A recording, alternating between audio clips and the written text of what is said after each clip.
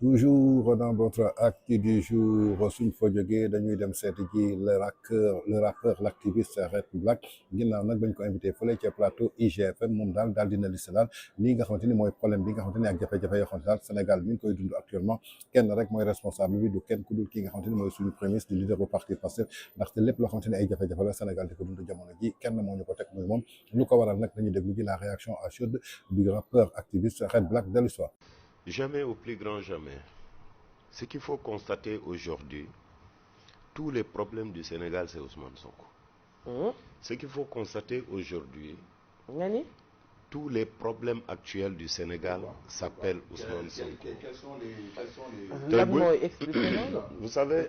Parce que, en fait, c'est grave de dire que problème au Sénégal, il y a Ousmane Sonko. Mais Ousmane Sonko, l'immédiat, c'est encore plus grave. Ok? Vous êtes la presse. Mais avant d'arriver déjà au pouvoir, Ousmane Sonko, il a cherché à utiliser la presse classique. Une fois au pouvoir, il a cherché à vous tuer, à vous noyer, vous tous. Non. Ce qui s'est passé avec Ousmane Sonko, Moussoufi Am. Un premier ministre bu taxaw naan boo ma xeexee dama lay xeex man doole nga am bay xeexaate ban doole nga am lu dul ñun suñu alal ñu fal président de la république yow ñu def la capitaine bi pour nga dérouler sa vision doole boobu da nga ko war a xeexee ñi nga xamante ni ñoom nga war a servir. Vous êtes yéen ay patron Ousmane Sonko, vous êtes les boss yéen la war a servir, mais à un moment donné je me dis que il n'a pas de conseiller. À un moment donné dafa foog ni moom réew mi. À un moment donné, il est l'unique parmi plus de 78 millions. Parce que jeunesse, mais quand même, mais ça émane de la manipulation pure et simple. Ousmane Sonko a manipulé les jeunes. Le discours de Ousmane Sonko, c'est pas un... Il peut manipuler les personnes, mais quand même... Non, il a manipulé tout un peuple. Mais ça va, Red Black. Je m'explique. Je m'explique.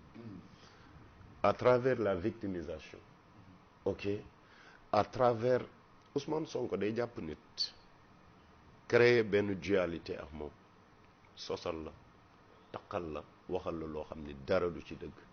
Je vous donne l'exemple des 94 milliards. Est-ce que mu ngi ciy wax ba tey? Il n'en parle plus parce que c'est pas vrai. Je vous donne l'exemple de Aliou Sow, Aliou Sall, avec les 6 000 milliards. Suñu 400 000. Est-ce que c'est vrai? C'est pas vrai. Ousmane Sonko, il a l'habitude de salir les gens. te gis nga góor kenn du ko taqal. yaa ngi comprendre tey jii da ngay xool le respect ñu ne Sénégal nii lay doxee sénégalais dafa respecter kilifa aada sénégalais dafa respecter kilifa diine.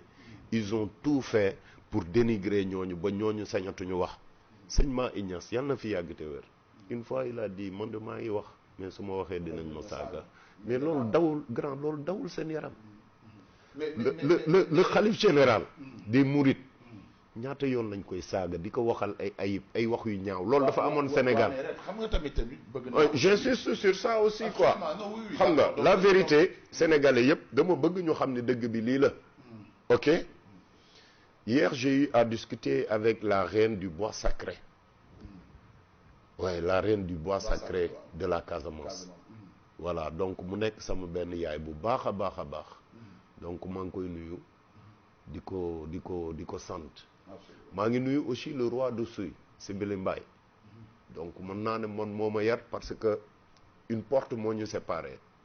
Donc déjà am nañu lu leen metti trop même ci bois sacré yi mooy ci cadre aada cosaan kilifa diine yi ak kilifa yooyu aujourd'hui dañ leen dénigrer. On ne les respecte pas. Mais qui ne les respecte pas? Mais c'est la politique de Ousmane Sonko. C'est Pastef au Sénégal. Mais xam nga Pastef bi bu ñëwee Sénégal grand. ci la loolu am yow yàgg nga fi. trop jamonoy Abdou Diouf jamonoy Ablaye Wade. politique yàgg na fi am. Mais c'était du cousinage quoi à présenter. Mais grand le gatsa cette violence extrême là. dafa mës a am Sénégal. est-ce que mos nga ko dégg. mais quand même tamit mais mosoo ko dégg grand. dëgg la mais non là dama lay interpeller jox la benn question laaj parce que bu ñu jëlee lépp teg ko ci Ousmane Sonko alors que Ousmane Sonko c'est un Sénégalais parmi des Sénégalais alors que le peuple valeurs yi ñuy wax tey yéen valeurs yi ngeen nga xamante ne moom ngeen di wax ne. suñu moo disparaître. peuple bi moo koy gën a prôné parce que booy ñooy saaga. mais booy yooyu ñooy saaga sëriñ si. mais attends booy yooyu dafa am ku leen chapeauté booy yooyu tëbuñu tëb rek commencé saaga booy yi dañ leen gëmloo ay système. donc fii Sénégal gëmloo ne Red Black Exidex. waaw soxna Coro ñooñu ñooy sàcc yi ñoo leen teree tekki. grand ça a été un processus. y a pas de après aussi booy yi Ousmane Sonko juru leen jëndu leen yaru leen pour moi les gens doivent avoir benn éducation bi ak benn kii boo xamante ni nit ki du la embarqué ci loo bëggul dem. man Ousmane Sonko déjà maa ko ëpp background moi j'ai un parcours hip hop. ok ñun mbedd mi xam-xam bi ci hip hop bi yow xam nga ko grand. vous êtes très sage. votre comportement dégage de la sagesse. pourquoi c'est parce que c'est votre parcours. xam nañu àdduna. am nañu kilifa. mais Ousmane Sonko amul kilifa. ñàkk kilifa déjà moo tax wegul le président de la République. ñàkk kilifa déjà moom moo tax Azoura Fall saaga président de la République ñu tëj ko kaso mu dem seeti ko loolu ça relève de ñàkk kilifa. donc grand valeur yu mel noonu comme on dit charité bien ordonnée commence par soi-même. donc gis nga c'est à lui de montrer la voie.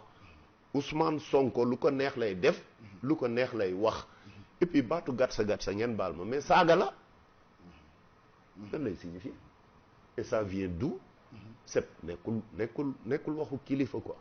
grand boo demee nga am booy yi loo leen jaay nga gónne booy yi li ñu bëgg dégg nga leen koy wax ba ñu gëm la booy yooyu da nga war a nekk benn exemple tu dois montrer le bon chemin mais waroo utiliser booy yooyu naan leen ñëw leen ngeen dee ñëw leen ci mortel combat ay last fight cooki fin aucune goutte de sang n'est de trop mais grand waa ji li mu fi wax yëpp c'est trop grave et les 87 morts là yi dee bu téye woon tànkam dem Sweet Beauté kenn du xuloo kenn du xeex loolu bi ñu fa jógee bi mu amee problème ak Mame Mbaye Niang bu waxul woon booy yi kaay leen ngeen défendre projet bi kenn du ci xuloo kenn du ci dee grand le seul responsable c'est Ousmane Sonko et nous attendons d'ailleurs à ce que la loi d'amnistie soit abrogée. D'accord, on reviendra dessus.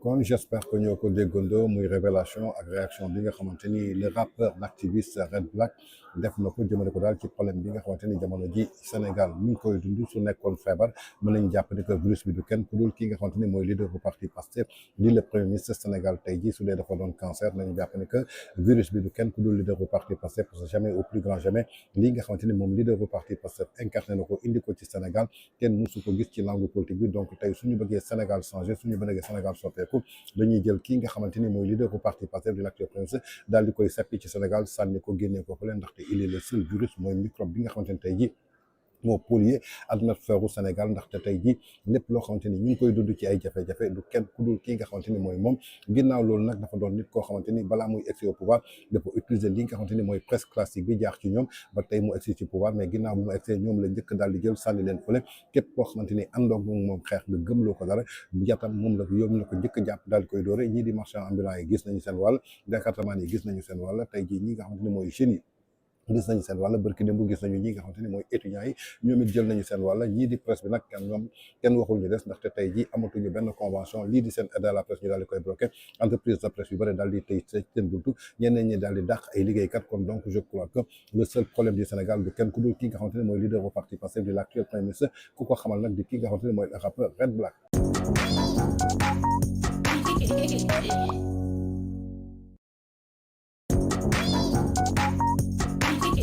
Yeah.